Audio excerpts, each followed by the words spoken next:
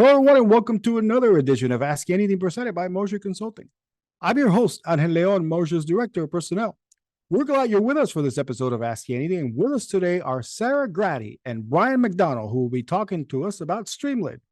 Sarah Graddy is a Data Analytics Intern at Moser Consulting. She graduated from Kennesaw State University in May 2023 with a computer science degree. She's familiar with Python and GitHub. Brian MacDonald is a technology leader and innovator that has a diverse background in the technology space. He loves to build products and services that will stand the test of time and be scalable and dynamic in their use. He enjoys working with a variety of clients and organizations to drive innovative solutions that will get the most out of their data. He is committed to giving organizations the best solution that fits their specific needs and that's of most value to them. Creating those tools so that organizations can make data-based decisions is what motivates Brian to be creative and be driven towards long-term solutions. Let's welcome Sarah and Brian. Guys, how are you? Great. Great, yeah. Fantastic. We're glad to have you guys with us today. And I have to say, I feel like this is the season for interns, maybe even the year, because we've had several interns join the show, and we're very excited about that because it really shows that the future is bright. We're making the best selection of our interns, and Sarah is another one of those excellent interns that have joined Moser Consulting. So welcome, Sarah. You are what, Brian, our third intern that we've interviewed this year? I believe this is number 3. Yes. Yeah. So this is the year of the intern. How about that? So welcome, Sarah. We're glad to have you with us. And Brian is a repeat offender, as I was saying before we started recording. So welcome back, Brian. We're very special about having people back, and we love it when people come back. So thank you again for joining us. Yeah, if you do a good job, we punish you by making you come back and do it again. Yes. So welcome back. So let's talk about Streamlit. And I want to get to your definition or thoughts on what it is, because it's my understanding that Streamlit is an easy way to turn data into web applications. It's also open source. Am I right? So what can you tell us about what Streamlit is? So Streamlit's exactly as you said. It's an open source app framework. So what that means is that developing apps with Streamlit is very simple because it comes with a lot of built-in widgets or tools, such as like data tables, charts, and text boxes. And because it's open source, others from the community can also create and share their own widgets that they've created. Yeah, I second that. Streamlit, it allows you to integrate seamlessly with popular data analysis and visualization libraries, pandas, matplot, things like that, where you're creating these visuals in Python. Streamlit gives us the ability to then publish that to some sort of web page or consumable content. It's open source, like you mentioned, built in Python, so you just need some basic Python knowledge to leverage all the capabilities that it gives you. No more with styling sheets and HTML. That's the past. So share with us what your experience is with Streamlit and how have you used it to your advantage? My primary experience with Streamlit's been the deployment of Streamlit applications in the Azure environment that we host here at Moser, ensuring that it's wrapped around Microsoft security. Streamlit itself doesn't have any security per se, so you wrap it in the security of wherever your deployment environment is. So my experience primarily is focused around that. I did use Streamlit some with school to make some basic visualizations from pandas and matplot and push them to a web page using Streamlit. I was first introduced to Streamlit by taking Snowflake Academy's data application course. So that's where that came up. And since then, I've worked on a personal project and a couple of projects for Moser here. Been working mostly with application, like the development process of it, the user interface. So what success stories could you offer about Streamlit?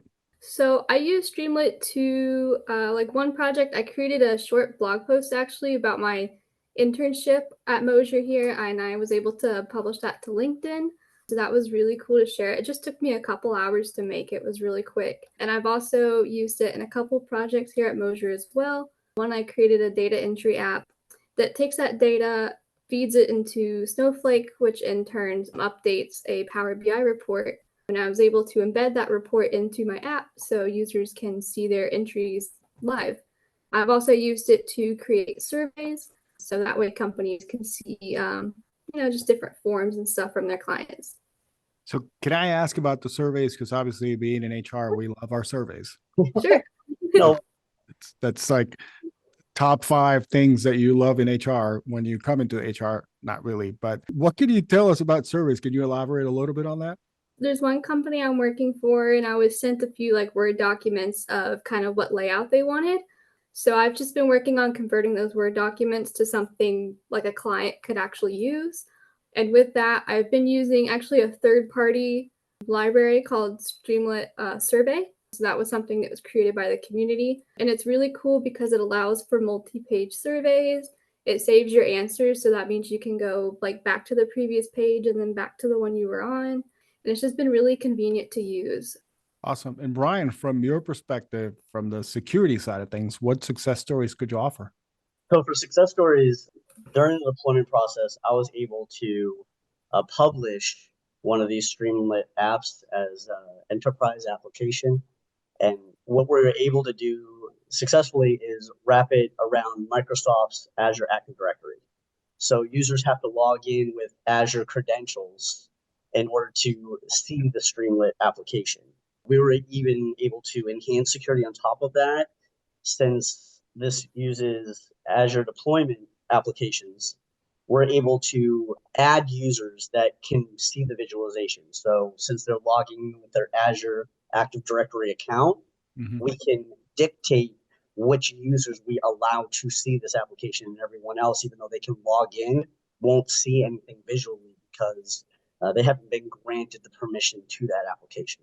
So by a user basis, we can control who's in this application and feed the information to the to Streamlit itself. So it's twofold win. One, we're controlling who can see it, but we're also sending back basic user data to Streamlit for them to be able to provide, their email address, things like that on the web page that they're displaying. That's a very interesting tool. It's a very interesting take on it. We're really excited because, security is a big thing here at Moser.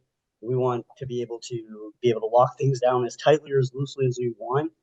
And since these can be deployed in Azure, Azure kind of gives us the ability to control that to whichever end we want. Yeah, it kind of gives you the ring to run around, basically, to run inside that ring. Yeah. Interesting. So for those who might want to know, what's the learning curve for Streamlit? Is it user-friendly for non-technical folks like me? Yeah, you'll want some basic Python experience would be my recommendation before using Streamlit. But Streamlit really prides itself on its documentation that it has. It's really solid documentation, and it has guides out there, helpful examples if you get caught up or stuck. So it really makes it easy to start from scratch as a brand new user. I don't think there should be many people that are intimidated by creating a web page anymore, just because you just need some basic Python knowledge to get started, really, and you can start visualizing stuff quickly. Yeah, I agree with Brian. You don't need any front-end development experience to start working with Streamlit. It's just Python. And I think even with creating like a really simple app on Streamlit, you may not even need to know it that much because a lot of like the widgets it uses are just one line of code. So I think that's really easy to start up. And then like Brian was saying, there's lots of documentations, and Streamlit also has a forum.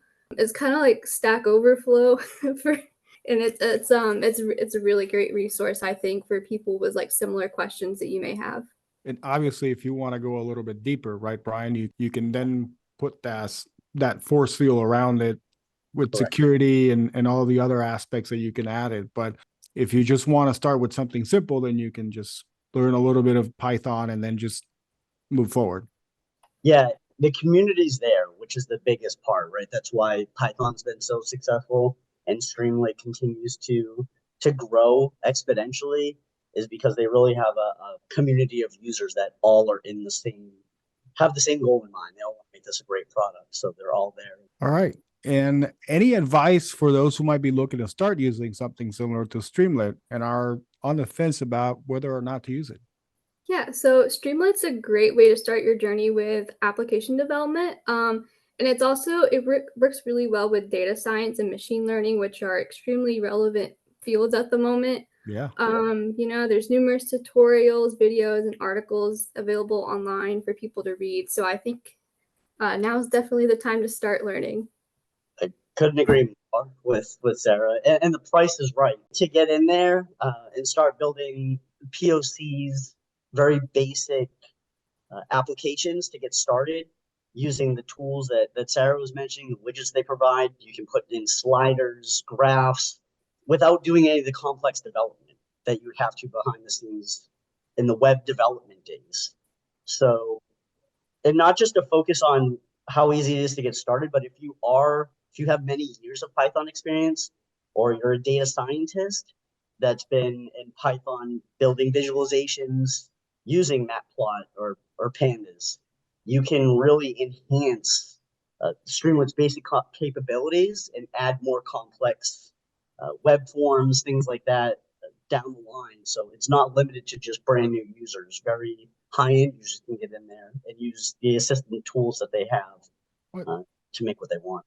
And that was going to be my next question, just as a follow-up, because obviously you guys say it's simple, somebody that has maybe a little bit of Python knowledge can start it. So, but then if you want to hand that off to somebody that maybe has a little bit more experience, that can maybe enhance that product a little bit more and add some other things to it, you can. Absolutely. It can be an input to and scale to whatever end you choose. Awesome. Well, guys, it was a pleasure to have you with us on Ask Anything today. We really appreciate your knowledge on Streamlit, and thank you again for joining us. Thank you, Sarah, for joining us, and Brian. Thank you for having me. Thank Yes, you. thank you. Thank you for listening in to this week's edition of Ask Anything presented by Moser Consulting. We hope you enjoyed listening to Sarah and Brian talk to us about Streamlit. Join us next time when we continue to dive deeper with our resident experts and what they're currently working on. Remember to send us your ideas or topics via social media feeds. In the meantime, please remember to give us a rating and subscribe to our feed wherever you get your podcasts. Until then, so long, everybody.